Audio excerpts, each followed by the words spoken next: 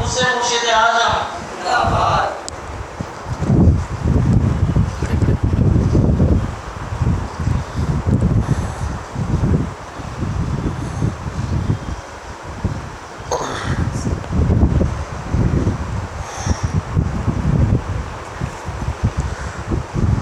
معزز سامعین کرام، السلام علیکم ورحمۃ اللہ وبرکاتہ۔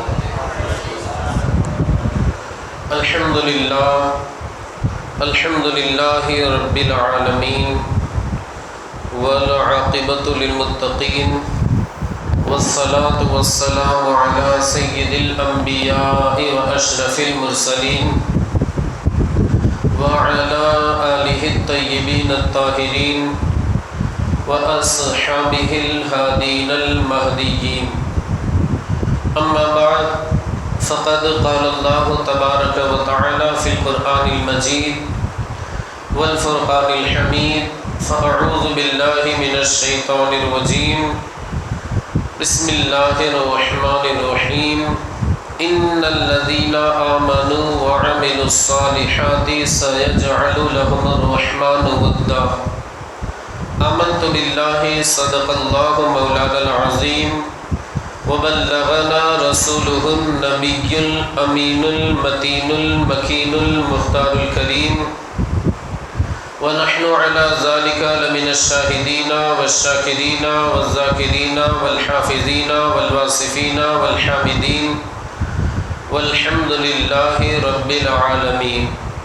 سبحانك لا علم لنا إلا ما علمتنا إنك أنت العليم الحكيم، رب اشرح لي صدري ويسر لي أمري واحلل عقدة من لساني يفقهوا قولي۔ قال الله تعالى في شان حبيبه ونبيه مخبرا وآمرا، إن الله وملائكته يصلون على النبي يا أيها الذين آمنوا صلوا عليه وسلموا تسليما، اللهم صل على سيدنا ومولانا محمد معدن الجود والكرم وآله الكرام وأصحابه العظام وابنه الكريم وبارك وسلم۔ معزز سامعین کرام، خطبہ مسنونہ کے بعد میں نے جس آیت مقدسہ کی تلاوت کی ہے، اللہ وحدہ لا شریک ارشاد فرماتا ہے، ان الذین آمنوا، بے شک وہ لوگ جو ایمان لائے، وعملوا الصالحات، انہوں نے نیک عمل کیا، اچھے اعمال کیے، بھلائی کے کام کیے، نیکی والے کام کیے، سَيَجْعَلُ لَهُمُ الرَّحْمَنُ وُدًّا، اللہ وحدہ لا شریک رحمان جو ہے، جو سارے جہانوں کا پروردگار ہے، سارے جہانوں کا پالنہار ہے، رب العالمین ہے، وہ ان لوگوں کی محبت لوگوں کے دلوں کے اندر ڈال دے گا۔ حدیث پاک میں آتا ہے، میرے آقا مصطفیٰ کریم رؤوف الرحیم جناب محمد رسول اللہ صلی اللہ علیہ وآلہ وسلم ارشاد فرماتے ہیں کہ جب اللہ وحدہ لا شریک اپنے کسی بندے سے محبت فرماتا ہے تو جبریل امین سے ارشاد فرماتا ہے کہ اے جبرائیل، مخلوق میں فلاں بندے سے میں محبت کرتا ہوں، تم بھی اس سے محبت کرو۔ حال یہ ہوتا ہے کہ سیدنا جبریل امین بھی اس بندے سے محبت کرنے لگ جاتے ہیں، اور اتنے پر بس نہیں بلکہ سیدنا جبریل امین آسمان میں جتنے فرشتے ہیں ان فرشتوں کے درمیان یہ اعلان فرماتے ہیں کہ اے لوگو، اے اللہ کے ملائکہ، اے اللہ کے فرشتے، اللہ وحدہ لا شریک فلاں بندے سے محبت کرتا ہے، تم بھی اس سے محبت کرو۔ اب آسمان کی جتنی مخلوق ہے وہ بھی اس بندے کے ساتھ محبت کرنے لگ جاتی ہے۔ سیدنا جبریل امین روئے زمین پر جتنے لوگ بسنے والے مخلوقات، انسان، حیوان، درندے، چرندے، پرندے، جتنی بھی مخلوقات ہیں، جبریل امین علیہ الصلاۃ والتسلیم ان ساری مخلوقات کے درمیان یہ اعلان فرماتے ہیں کہ اے لوگو، اللہ وحدہ لا شریک روئے زمین پر ایک بندہ ہے، اس سے اللہ محبت کرتا ہے، تم بھی اس بندے سے محبت کرو۔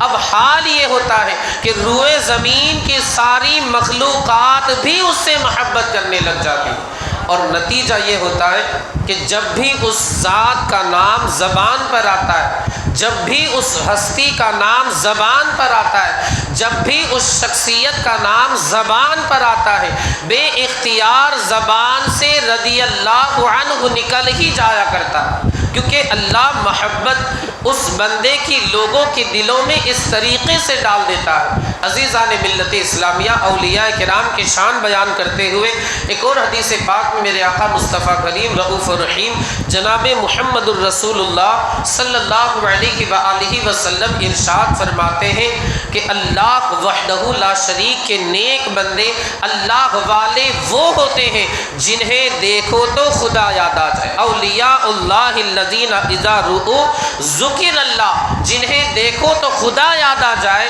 جن کی مجلس میں بیٹھے تو علم کی باتیں معلوم ہو جائے، جن کے کردار و عمل کو دیکھو تو آخرت کی یاد تازہ ہو جائے، یہ اللہ والے ہوتے ہیں۔ اور میرے آقا مصطفیٰ کریم فرماتے ہیں کل قیامت کے دن ایک ایسی جماعت ہوگی جسے نور کے منبر کے اوپر بٹھایا جائے۔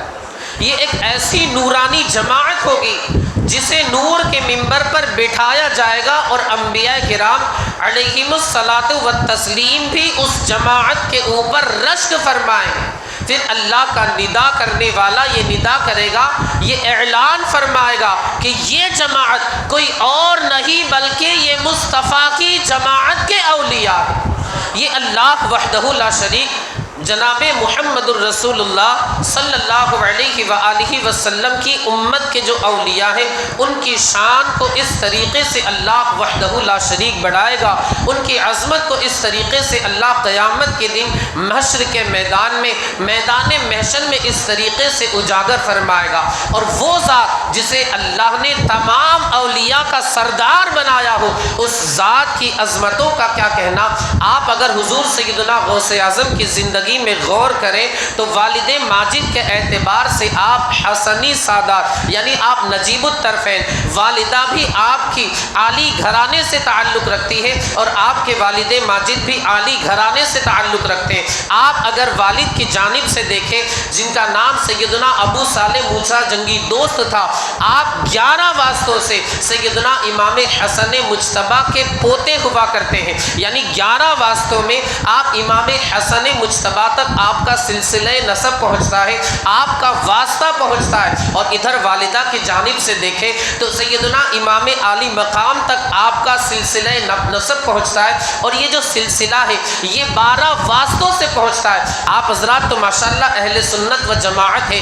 آپ اگر والد گرامی کی جانب سے دیکھیں تو 11 واسطوں سے آپ امام حسن مجتبیٰ تک آپ کا سلسلہ نسب پہنچتا ہے۔ 11ویں شریف تو آپ حضرات کو یاد ہی ہے۔ والدہ ماجدہ کی جانب سے آپ دیکھیں تو آپ کا سلسلہ نسب 12 واسطوں سے امام حسین رضی اللہ تعالی عنہ تک پہنچتا ہے، یعنی آپ امام حسین کے 12ویں نواسے ہوتے ہیں۔ آپ اپنے مقدر پر رشک کریں، اپنی قسمت پر قربان جائیں۔ آپ نے ایسے پیر کا دامن تھاما ہے، ایسے عظیم جو شیخ ہے ان کے دامن کو تھاما ہے۔ پیر پیرا میر میرا، شاہ جیلا، شہباز لامکانی، غوث سمدانی، قندیل نورانی، محبوب سمدانی، اللہ اکبر۔ اللہ وحدہ لا شریک نے اس ذات کے اندر 11ویں شریف کو بھی جمع فرما دیا ہے، 12ویں شریف کو بھی جمع فرما دیا ہے۔ ایسا نجیب الطرفین بنایا کہ والد جو ہے ان کا نسب بھی عالی ہے، والدہ جو ہے ان کا نسب بھی عالی ہے۔ میرے امام اسی کی ترجمانی کرتے ہوئے فرماتے ہیں تو حسینی حسنی کیوں نہ محی الدین ہو، اے خضر مجمع بحرین ہے چشمہ تیرا۔ یہ اللہ وحدہ لا شریک نے حضور سیدنا غوث اعظم کے مقام و مرتبے کو بڑھایا۔ الحمدللہ ہم بڑے فخر کے ساتھ کہتے ہیں، اور ہمیں اس پر ناز بھی ہے، اللہ اس سلسلے کو قائم رکھے، کہ ہم 11ویں والے بھی ہیں اور الحمدللہ 12ویں والے بھی. الحمدللہ ہم اپنے مقدر پر جتنا ناز کرے کم ہے کہ اللہ وحدہ لا شریک نے ہمیں مصطفیٰ جان رحمت صلی اللہ علیہ وآلہ وسلم کے شیدائیوں میں سے بنا. اگرچہ ہم گناہ گار ہیں، ہم سیاہ کار ہیں، گندے نکمے کمین، مہنگے ہو کوڑی کے دین، کون ہمیں پالتا تم پہ کروڑوں درود، اپنے خطا وار کو اپنے ہی دامن میں لو، کون کرے یہ بھلا تم پہ کروڑوں درود. ہم مانتے ہیں کہ ہم گناہ گار ہیں، رضا نفس دشمن ہے. وہ یہ بھی کہا جاتا ہے میں مجرم ہوں آقا مجھے ساتھ لے لو کہ رستے میں ہے جا بجا تھانے والا. لیکن الحمدللہ ہماری جو نسبت ہے اس پر ہمیں پورا یقین ہے کہ سرکار کرم فرمائیں گے، غوث پاک کرم فرمائیں. عزیزان ملت اسلامیہ، اسی حضور سیدنا غوث اعظم کی یہ جو سلسلہ نسب ہے، آپ کا فیضان چونکہ ہر سلسلے کے اندر پہنچا ہے، ہر سلسلہ آپ سے فائدہ اٹھاتا ہے، لطف اندوز ہوتا ہے، اپنے فیضان جو ہے حضور سیدنا غوث اعظم کا اسے حاصل کرتا ہے. اسی سلسلے کی ایک شاخ خانقاہ برکاتیہ ماریرہ مطہرہ کے اندر ہے. اس کی تاریخ آپ حضرات کے سامنے میں مختصر طریقے سے پیش کروں. 11ویں صدی ہجری کی بات، حضرت سید السالکین سند المحققین جن کا نام میر سید عبد الواحد بلگرامی، جن کی ایک کتاب ہے سبع سنابل شریف، ایک کتاب جن کی ہے سبع سنابل شریف. یہ کتاب اور یہ بزرگ اتنے عظیم ہے، یہ بزرگ اور ان کی کتاب اتنی معتبر ہے کہ خود امام اہل سنت نے فتاوی رضویہ شریف میں اس کتاب کا حوالہ پیش فرمایا اور ان بزرگ کو بڑے بڑے القابات کے ساتھ یاد فرمایا. میر سید عبد الواحد بلگرامی، بلگرام یو پی میں ایک ضلع ہے اس کا نام. میر سید عبد الواحد بلگرامی کے ایک صاحبزادے، ایک شہزادے جن کا نام تھا سید عبد الجلیل. آپ حضرات نے نام بھی ان بزرگ کا سنا ہوگا. بلگرام چھوڑ کر کے بالکل مستانہ وار جذب کے عالم میں، جذب کا جب عالم ہوتا ہے تو انسان اپنے آپ میں نہیں رہتا، جذب کے عالم میں بلگرام کو چھوڑ دیا. راستے میں بالکل دیوانہ وار جا رہے ہیں، مستانگی کے عالم میں جا رہے ہیں، جذب کے عالم میں ہے. اچانک ایک نورانی بزرگ، نورانی صورت والے ایک عظیم بزرگ سے ملاقات ہو جاتی ہے. وہ بزرگ جتنے فرمانے لگے، پوچھنے لگے کہاں کا ارادہ ہے. یہ جو میر سید عبد الجلیل تھے کہنے لگے کہ اب میں بلگرام کو چھوڑنے کا ارادہ رکھتا ہوں. وہ جو بزرگ تھے نورانی صورت والے، انہوں نے فرمایا کہ چھوڑنے کی ضرورت نہیں ہے. لیکن یہ میر سید عبد الجلیل جو تھے وہ بالکل دیوانگی کے عالم میں تھے، مستانگی کے عالم میں تھے، جذب کے عالم میں تھے. کہنے لگے کہ اب مجھے نہیں رہنا ہے. وہ جو سامنے نورانی صورت والے بزرگ تھے انہوں نے اپنی جو جھولی تھی اس میں سے ایک تبرک کا ٹکڑا نکالا، ان کو کھلایا. جو ہی انہوں نے کھایا اللہ وحدہ لا شریک نے ان کی دل کی دنیا کو بدل دیا. دل کی ان کی جو دنیا تھی وہ فوراً منور اور روشن ہو جایا کرتی ہے. اب ان سے ارشاد فرمایا کہ اب تمہیں بلگرام تو چلو تم نے چھوڑ دیا، لیکن اللہ وحدہ لا شریک تمہیں ماریرہ کی ولایت عطا فرمائے. اللہ وحدہ لا شریک اور اس کے رسول صلی اللہ علیہ وآلہ وسلم کا حکم ہے کہ جاؤ ماریرہ شریف میں جاؤ اور وہاں کی مخلوق کے لیے ہدایت و تبلیغ کا باعث بن جاؤ. اب اچانک ان کا جو وجد کا عالم تھا، جذب کا عالم تھا، دیوانگی کا عالم تھا، وہ ختم ہو جاتا ہے. عقل جو تھی وہ اپنے ٹھکانے پر پہنچ جاتی ہے.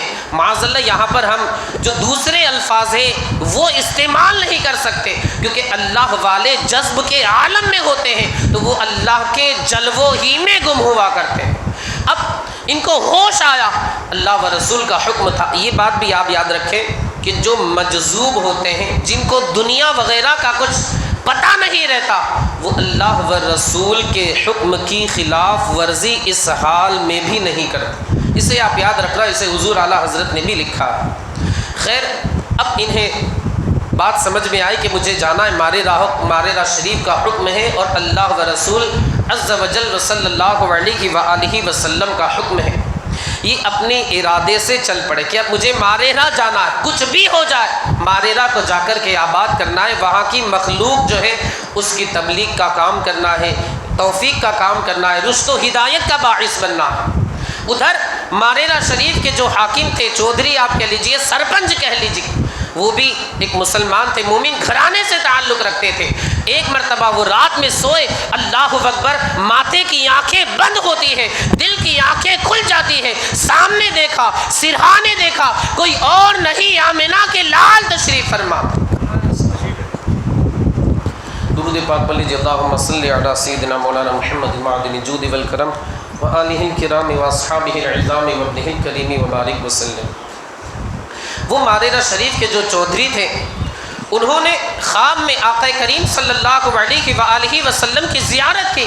اللہ اکبر، میں کہہ رہا تھا، عرض کر رہا تھا، ماتھے کی آنکھیں بند ہو جاتی ہے، دل کی آنکھیں کھل جاتی ہے، سامنے دیکھا، سرہانے دیکھا، کوئی اور نہیں جناب محمد الرسول اللہ تشریف فرماتے، عبداللہ کے پیارے تشریف فرماتے، آمنہ کے لال تشریف فرماتے۔ اب آقا کریم صلی اللہ علیہ وآلہ وسلم نے اپنے لبوں کو حرکت دی، ارشاد فرمایا، میرے امام اسی کی ترجمانی کرتے ہوئے فرماتے، پتلی پتلی گلے قدس کی پتیاں، ان لبوں کی نزاکت پہ لاکھوں سلام، وہ دہن جس کی ہر بات وحی خدا، چشمہ علم و حکمت پہ لاکھوں سلام، جس میں نہریں روا ہے شیر و شکر کی، اس گلے کی نظارت پہ لاکھوں سلام، وہ زباں جس کو سب کن کی کنجی کہے، اس کی نافذ حکومت پہ لاکھوں سلام۔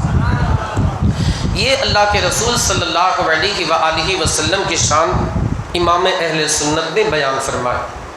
میرے آقا مصطفیٰ کریم نے اپنے مقدس لبوں کو حرکت دی، حکمت کے پھول برسنے لگتے ہیں، موتی جھڑنے لگتے ہیں۔ اللہ کے رسول صلی اللہ علیہ وآلہ وسلم فرماتے ہیں کہ تمہارے اس قصبے کے اندر میری نسل سے تعلق رکھنے والا، میرے گھرانے سے تعلق رکھنے والا، میرے خانوادے سے تعلق رکھنے والا ایک آل رسول میرا فرزند آنے والا ہے۔ جب وہ آئے گا، اس کے سلسلے ارادت میں داخل ہو جانا، اس کے ہاتھ میں اپنا ہاتھ دے کر کے بیعت ہو جانا، اس کے مرید بن جانا، اور یاد رکھنا وہ ماریرا کا ولایت کا تاجدار بننے والا ہے۔ کیا ارشاد فرمایا؟ وہ ماریرا کا صاحب ولایت بننے والا ہے۔ اللہ اکبر۔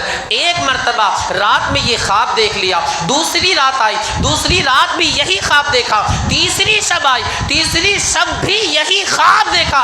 آپ ذرا سوچو تو صحیح، اللہ کے رسول صلی اللہ علیہ وآلہ وسلم کو اپنی امت کا کتنا خیال ہے کہ اپنی امت کی رشد و ہدایت کے لیے ایک نہیں، دو نہیں، بلکہ 3 مرتبہ آ کر کے خواب میں آپ ارشاد فرما رہے ہیں۔ یہ ہمارے آقا مولا کی شان کہ اپنی امت کا اس قدر آپ نے خیال فرمایا۔ شاعر کہتا ہے، وہ نبیوں میں رحمت لقب پانے والے، مرادیں غریبوں کی بر لانے والے، مصیبت میں غیروں کے کام آنے والے، وہ اپنے پرائے کا غم کھانے والے، چمک تجھ سے پاتے ہیں سب پانے والے، میرا دل بھی چمکا دے چمکانے والے، برستا نہیں برستا نہیں برستا نہیں دیکھ کر ابر رحمت، بدوں پر بھی برسا دے برسانے والے۔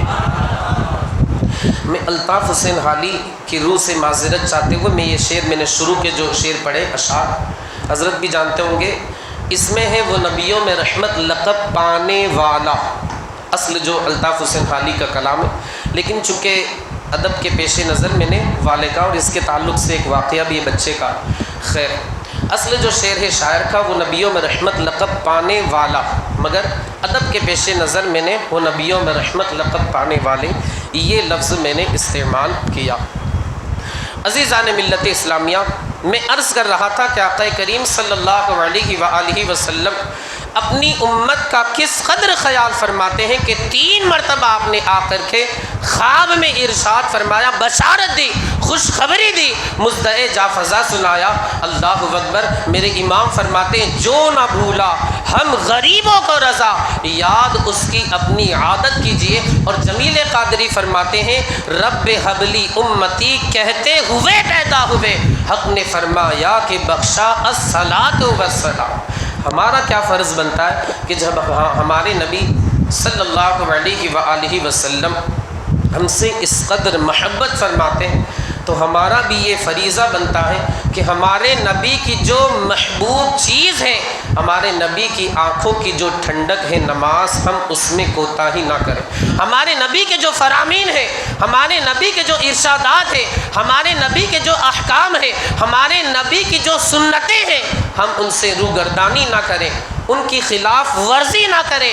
غلام ہونے کے ناطے ہمارا یہ فرض بنتا ہے کہ ہم اپنے آقا صلی اللہ علیہ وآلہ وسلم کی سنتوں کو اپنائیں، ان کے فرامین کو عملی جامہ پہنائیں۔ خیر میں عرض کر رہا تھا کہ مال راہ مطہرہ پھر سیدنا سید عبد الجلیل رضی اللہ تعالی عنہ تشریف لے آتے ہیں، اور جس طرح آقا کریم صلی اللہ علیہ وآلہ وسلم نے ارشاد فرمایا تھا اس گاؤں کے سرپنچ سے، اس قصبے کے، کہ ان کا استقبال کرنا، ان کے سلسلے ارادت میں داخل ہو جانا، ان کے ہاتھ میں ہاتھ دے کر کے بیعت ہو جانا، بعین ہی ان ساری چیزوں پر عمل کیا جاتا ہے۔ میں عرض یہ کرنا چاہتا ہوں، آپ ذرا دیکھیں، اس سے ہمارے نبی کا علم غیب بھی ثابت ہوتا ہے، اور کوئی غیب کیا تم سے نہا ہو بھلا، جب نہ خدا ہی چھپا تم پہ کروڑوں درود، سر عرش پر ہے تیری گزر، دل فرش پر ہے تیری نظر، ملکوت و ملک میں کوئی شے نہیں وہ جو تجھ پہ آیا نہیں۔ آپ ہندوستان کی زندگی کا جائزہ لیں، یہاں کے تقریباً اولیاء کرام علیہم الرحمت والرضوان جو ہے وہ آقا کریم صلی اللہ علیہ وآلہ وسلم کے حکم سے آئے ہیں۔ آپ ہندوستان کے جو تاجدار ہیں، یعنی غریب نواز کہا جاتا ہے، کرسی پر کوئی بھی بیٹھے، راجا تو میرا خواجہ، وہ اگر ہندوستان کی سرزمین پر آئے ہیں، مدینے کے والی کے حکم سے آئے ہیں۔ آپ تارک السلطنت اشرف زمانہ سید مخدوم اشرف جہانگیر سمنانی ثم کچوچوی کی زندگی کا جائزہ لیں، آپ ان کی سیرت طیبہ کا مطالعہ کریں، آپ اس نتیجے پر پہنچیں گے کہ ہندوستان کی سرزمین پر اگر تارک السلطنت آئے ہیں، مدینے کے والی کے حکم سے آئے ہیں، آپ اسی سورت کی سرزمین پر جس کا قبضہ ہے، ہمارے دلوں پر جس کا راج ہے، یعنی قطب ولایت شہنشاہ سورت سید جمال الدین خواجہ دانا، آپ ان کی سیرت کا مطالعہ کریں، علماء سے پوچھیں، آپ اس نتیجے پر پہنچیں گے کہ وہ بھی اگر سورت کی سرزمین پر آئے ہیں، مدینے کے والی کے حکم سے آئے ہیں، پتہ چلا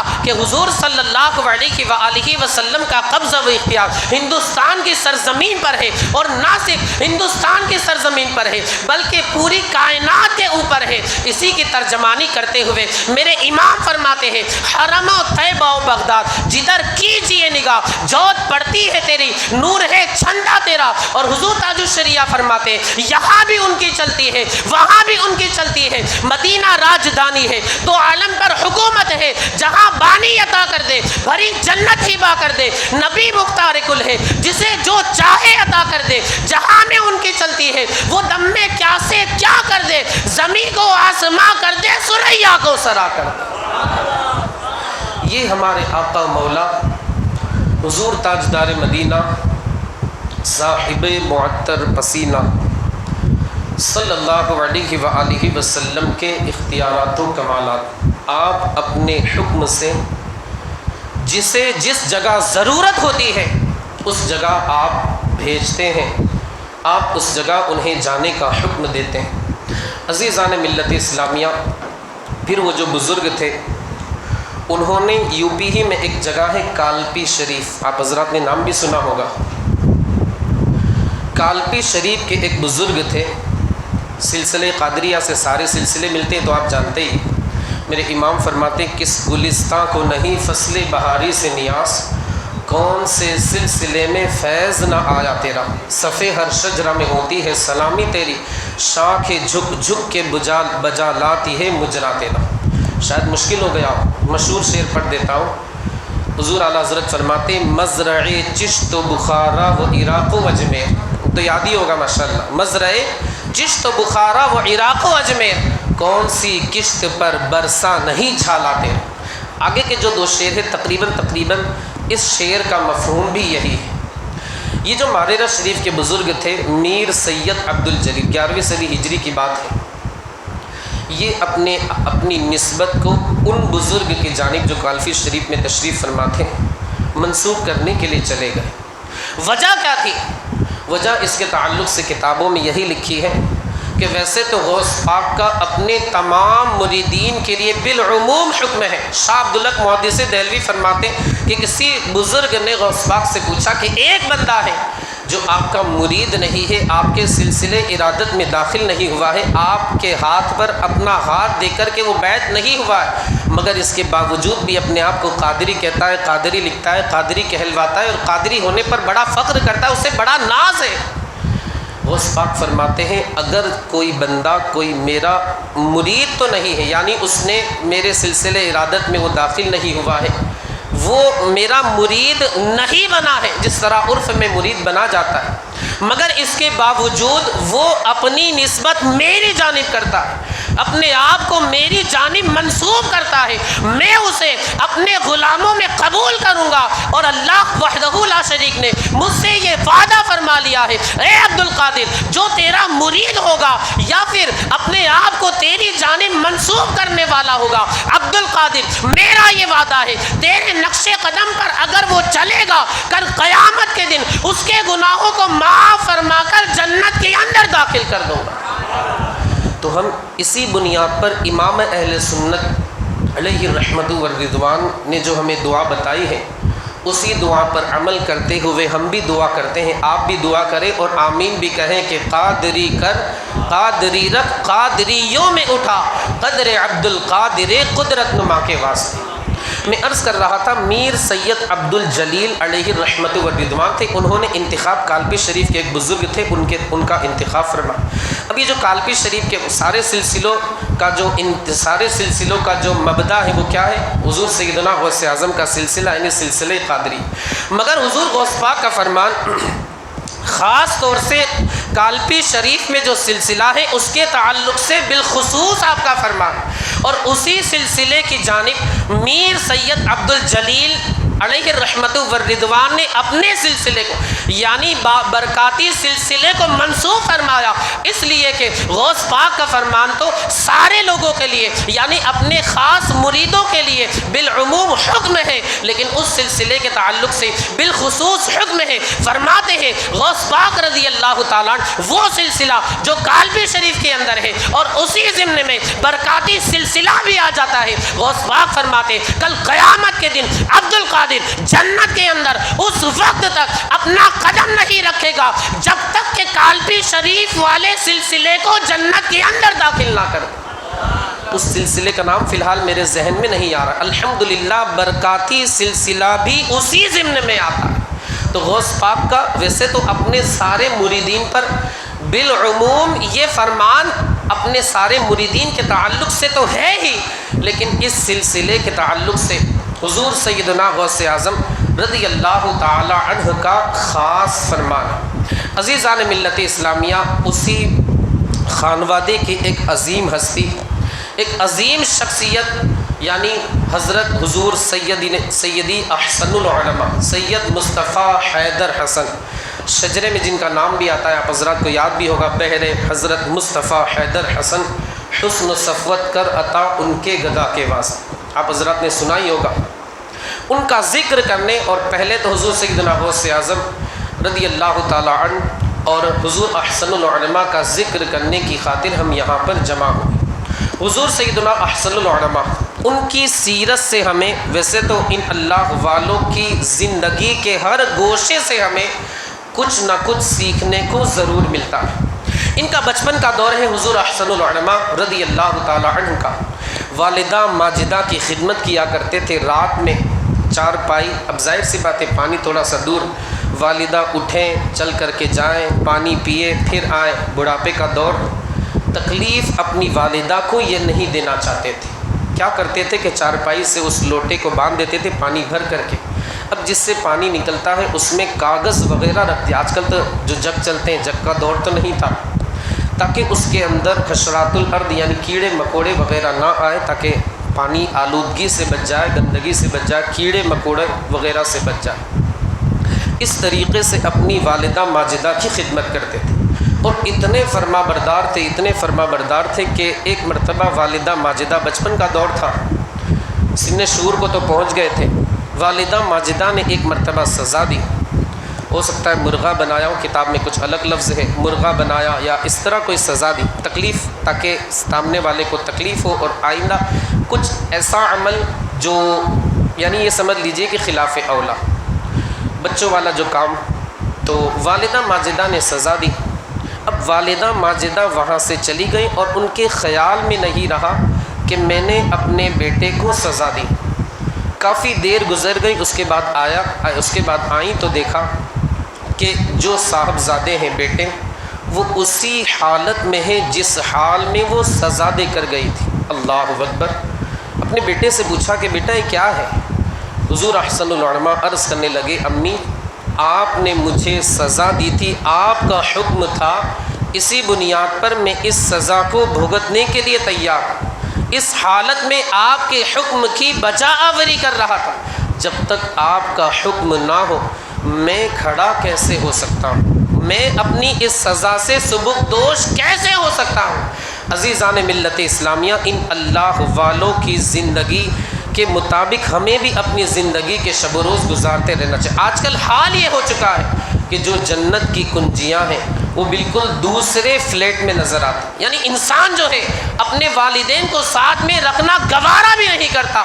وہ انسان جس کے والدین کی دعاؤں کی برکت سے اللہ وحدہ لا شریک نے اسے دولت مند بنایا، اس کے رزق میں برکتیں عطا فرمائی، جب اس کے پاس رزق آیا تو جن کی دعاؤں کی برکت سے یہ بندہ بڑا آدمی بنا دنیا کے اعتبار سے، آج اللہ اکبر اس بندے نے انہی والدین کو فراموش کر اپنے ساتھ رکھنا گوارا نہیں کرتا۔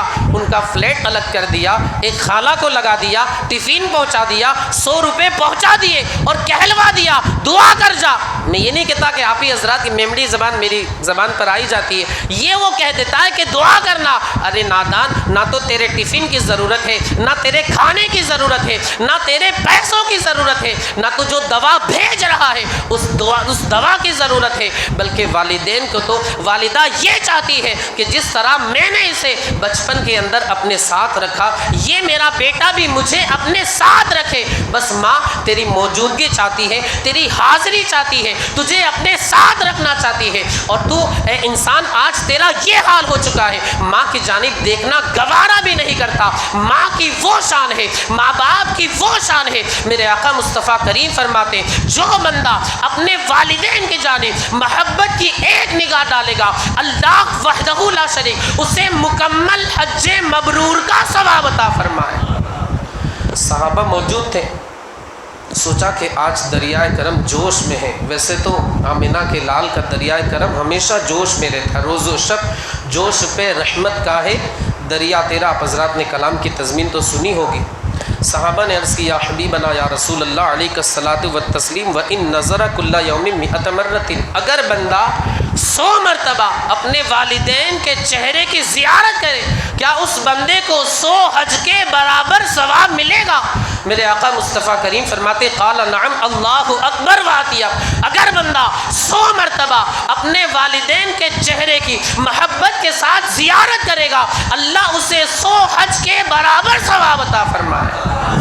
یہ والدین کے تعلق سے میرے آقا مصطفیٰ کریم کا فرمان۔ مگر انسان آج پیسہ اس کے پاس تھوڑا سا آ گیا، اس کو گھمنڈ آ جاتا ہے اور اپنے والدین کو الگ کر دیتا ہے۔ میں عرض کر رہا تھا کہ کس طرح حضور احسن العلماء نے اپنی والدہ کی خدمت کی۔ حضرت سیدنا موسیٰ نے اللہ کی بارگاہ میں عرض کی اے اللہ جنت میں میرا رفیق کون ہے، میں اسے دیکھنا چاہتا ہوں۔ اللہ نے فرمایا فلاں بازار میں چلے جا، وہاں تمہیں ایک قصاب دکھے گا، وہی تمہارا جنت کے اندر رفیق ہوگا، ساتھی ہوگا۔ حضرت موسیٰ پہنچے، دیکھا صبح سے لے کر شام تک وہ گوشت کاٹ کر لوگوں کو دیتا رہا۔ جب اس کے جانے کا وقت ہوا، دکان بند کرنے کا وقت ہوا، تو اس نے ایک گوشت کا ٹکڑا اپنے تھیلے میں ڈالا، گھر پہنچا، اس نے پہلے گوشت وغیرہ تیار کیا، اور ایک روایت کے مطابق، اس میں 2-3 روایتیں ملتی ہیں، ایک روایت کے مطابق اس نے اوپر تھیلے کو اتارا اور بالکل اس میں لفظ بھی استعمال کیا گیا کتاب کے اندر، چوزے کی طرح اس کے ماں باپ، یعنی بزرگی کی وجہ سے، عمر زیادہ ہونے کی وجہ سے بہت لاغر،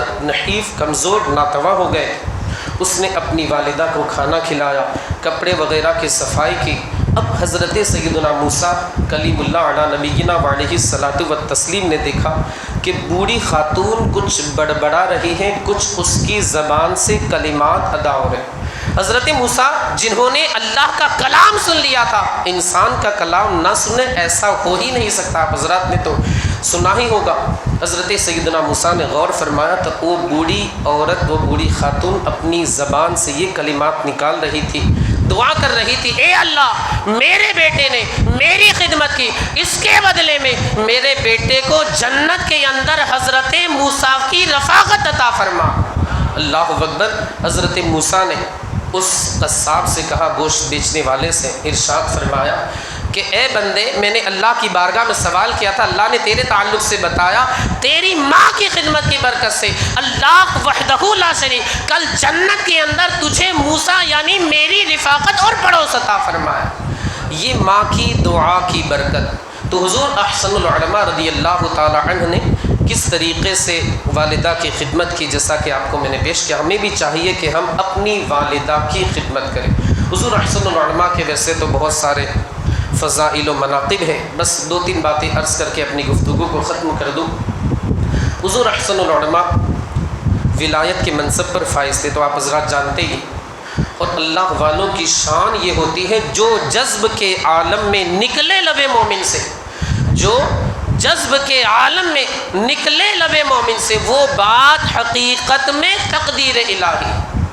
ملا محب اللہ بہاری یا ملا نظام الدین اورنگزیب عالمگیر علیہ الرحمہ کے دور میں تراویح پڑھا رہے تھے، اور وہ پیچھے حضرت سیدنا اورنگزیب عالمگیر علیہ الرحمۃ والرضوان تراویح پڑھ رہے تھے۔ ملا نظام الدین نے قرآن مقدس کی ایک آیت کریمہ پڑھی، تو اورنگزیب عالمگیر علیہ الرحمہ نے لقمہ دیا، ایک مرتبہ لقمہ دیا، انہوں نے لقمہ قبول نہیں کیا، دوسری مرتبہ دیا قبول نہیں کیا، تیسری مرتبہ دیا قبول نہیں کیا۔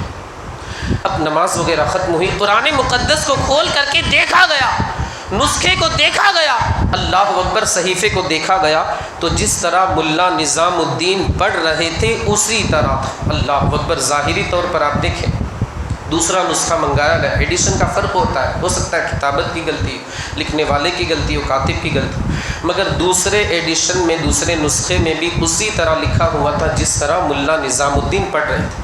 اب عالمگیر اورنگزیب علیہ الرحمۃ والرضوان جلال میں آ جاتے ہیں، اپنے سر کے تاج کو اٹھاتے نکالتے ہیں اور حضرت ملا نظام الدین کے سر پر رکھتے، ارشاد فرماتے ہیں لوح محفوظ پر دیکھ اور بتا کہ تو جو پڑھ رہا تھا وہ صحیح لکھا ہوا تھا یا عالمگیر جو بتا رہا تھا وہ صحیح لکھا ہوا تھا۔ دنیا نے دیکھا، زمانے نے دیکھا، لوگوں نے دیکھا، ملا نظام الدین نے کہا کہ آپ جو فرما رہے تھے وہ لوح محفوظ میں جو لکھا ہوا تھا اس کے مطابق فرما رہے، اور میں جو پڑھ رہا تھا وہ غلط پڑھ رہا تھا، جو جذب کے عالم میں نکلے لب مومن سے وہ بات حقیقت میں تقدیر الہی ہے۔ آج اگر انسان جو ہے اگر کچھ کہتا ہے، کچھ لکھتا ہے، اس کے لکھنے میں غلطی ہو سکتی ہے، کتابت کی غلطی ہو سکتی ہے، کاتب کی غلطی ہو سکتی ہے، لکھنے والے کی غلطی ہو سکتی ہے، مگر اللہ والوں کے کشف کے اندر غلطی ہو جائے ایسا ہرگز ہرگز نہیں ہو سکتا۔ یہ اللہ والوں کی شان۔ اب دیکھیں حضور احسن العلماء رضی اللہ تعالی عنہ کس طرح اللہ والے تھے، اور ان کی نگاہوں کا عالم کیا تھا۔ یہ اللہ والے ایسے ہوتے ہیں، ان کی شان یہ ہوتی ہے کہ اگر اپنی آنکھوں کو بند کریں ان کی نگاہیں عرش معلیٰ پر پڑتی۔ حضور احسن العلماء رضی اللہ تعالی عنہ کی بارگاہ میں ایک شخص آیا، وہ آپ کے بڑے چہیتے مرید تھے، وہ آئے اور خوشخبری دی کہ حضرت میرے یہاں بیٹے کی ولادت ہوئی۔ حضرت بڑے خوش ہوئے اپنے چہیتے مرید کی اس خوشخبری کو سن کر، اور خوش ویسے ہونا بھی چاہیے، ورنہ آج کل کے کچھ پیروں کو دیکھ کر تو مطلب کیا اللہ خیر فرمائے۔ تو حضرت نے ارشاد فرمایا، حضور احسن العلماء کے الفاظ، شہادت کی انگلی کو اٹھا کر ارشاد فرمایا، اللہ وحدہ لا شریک تجھے دوسرا بھی بیٹا عنایت فرما۔ ایک وقت گزرا، 2-3 سال کا عرصہ گزرا، وہ بندہ آیا اور کہنے لگا حضرت آپ نے جو ارشاد فرمایا تھا کہ اللہ تجھے دوسرا بھی بیٹا عطا فرمائے، الحمدللہ میرے یہاں دوسرے بھی بیٹے کی ولادت ہوئی۔ اب حضرت نے دوسری مرتبہ بھی اپنی شہادت کی انگلی اٹھائی اور ارشاد فرمایا اللہ تجھے تیسرا بھی بیٹا عطا فرمائے۔ کچھ عرصے کے بعد وہ بندہ آیا اور کہنے لگا حضرت آپ نے جو الفاظ ارشاد فرمائے تھے، کلمات اپنی زبان اقدس سے ادا فرمائے تھے، اس کے مطابق ہو گیا، اللہ نے مجھے تیسرا بھی بیٹا عطا فرمایا۔ جو جذب کے عالم میں نکلے لب مومن سے وہ بات حقیقت میں تقدیر الہی۔ آپ یہاں پر دیکھیں کہ اللہ وحدہ لا شریک کے یہ ولی کی شان ہے کہ آگے کی جو بات ہے وہ بتا رہے ہیں، یہ نبی نہیں ہے بلکہ ولی ہے۔ جب ولی کی شان کا یہ عالم ہے، نبی کی شان کا عالم کیا ہوگا؟ شاعر کہتا ہے جب ان کے گدا بھر دیتے ہیں شاہان زمانہ کی چولی، محتاج کا جب یہ عالم ہے، مختار کا عالم کیا ہوگا؟ یہ اللہ والوں کی شان، اور ہمارے نبی کی شان اور کوئی غیب کیا تم سے نہا ہو بھلا، جب نہ خدا ہی چھپا تم پہ کروڑوں درست، سر عرش پر ہے تیری گزر، دل فرش پر ہے تیری نظر، ملکوت و ملک میں کوئی شے نہیں وہ جو تجھ پہ آیا ہے۔ یہ ہمارے نبی کی شان۔ بس آخری بات، وقت میں نے کچھ زیادہ ہی لے لیا۔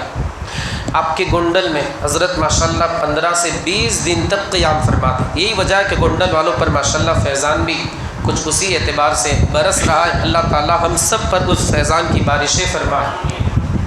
ایک مرتبہ کی بات ہے، ایک بندہ اس نے 1000 کوششیں کر لی پاسپورٹ بنانے کی، ہر جیک لگا دیا، سورس لگایا، بڑے سے بڑے آدمی تک کانٹیکٹ کیا، لیکن اس بندے کا پاسپورٹ نہیں بنا۔ گونڈل والوں کی قسمت کا ستارہ عروج پڑتا، حضرت نے گونڈل کو اپنی قدم بوسی کا اس زمانے میں شرف عطا فرمایا، یعنی اس وقت زمانے میں حضرت گونڈل تشریف لائے ہوئے تھے۔ کسی نے کہا کہ حضرت کے پاس چلے جاؤ، ہو سکتا ہے تمہارا کام ہو جائے۔ اللہ اکبر۔ اب مجھے کیا لینے دیا جائے؟ جہاں پر دنیا والوں کی انتہا ہوتی ہے وہیں سے اللہ والوں کی شروعات ہوتی ہے۔ حضرت کے پاس وہ بندہ پہنچا اور اس نے عرض کی حضرت میرا پاسپورٹ بہت میں نے کوشش کی، بہت محنتیں کی، لیکن نہیں بن رہا ہے۔